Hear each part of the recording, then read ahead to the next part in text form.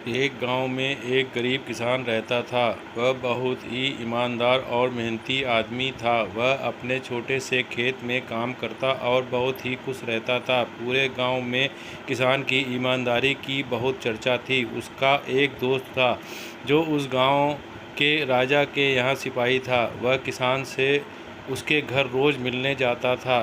एक बार राजा ने अपने दरबार में एक ऐलान किया कि उसके बगीचे में काम करने वाला एक अच्छा सा कारीगर चाहिए जो उसके बगीचे के पेड़ पौधों और फूलों का ध्यान रख सके।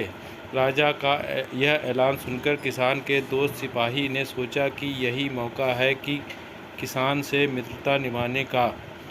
मैं उसे यहाँ बगीचे में काम पर लगवा दूंगा और वह मेरे साथ भी रहेगा एवं किसान का भला भी हो जाएगा। यह सोचकर उसने राजा से कहा कि महाराज, मैं आपके लिए उस एक ऐसे आदमी को लेकर आऊँगा जो यह काम अच्छे से कर लेगा। तभी राजा ने उस सिपाही को आदेश दिया कि जाओ, कल से ही बगीचे में काम करने के लिए कह दो।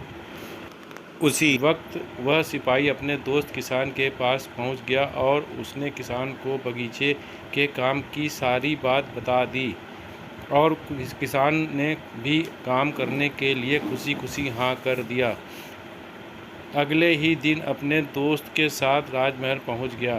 सिपाही उसे राजा के सामने लेकर गया और राजा ने उस किसान को बगीचे की पूरी देखभाल का काम सौंप दिया। राजा ने कहा, तुम अगर पूरी ईमानदारी के साथ काम करोगे तो तुम्हें 50 सोने की मुद्राएं हर महीने दूंगा। किसान खुशी खुशी बगीचे में काम करने के लिए हाँ कर देता है और वह उसी वक्त बगीचे में काम करने लगा। किसान बगीचे में बहुत दिल लगाकर काम करता था। कुछ दिन बीत गए। किसान ने बगीचे को बहुत सुंदर व हरा भरा बना दिया। राजा को उसका काम बहुत पसंद आया। एक दिन किसान बगीचे में कुछ खुदाई कर रहा था तो उसने ज़मीन के नीचे कुछ महसूस किया। तो उसने खुदाई की तो देखा वहाँ नीचे एक बड़ी सी संदूक थी। किसान ने वह संदूक बाहर निकाला और खोला तो क्या देखा, वह सोने और चांदी से भरी हुई थी।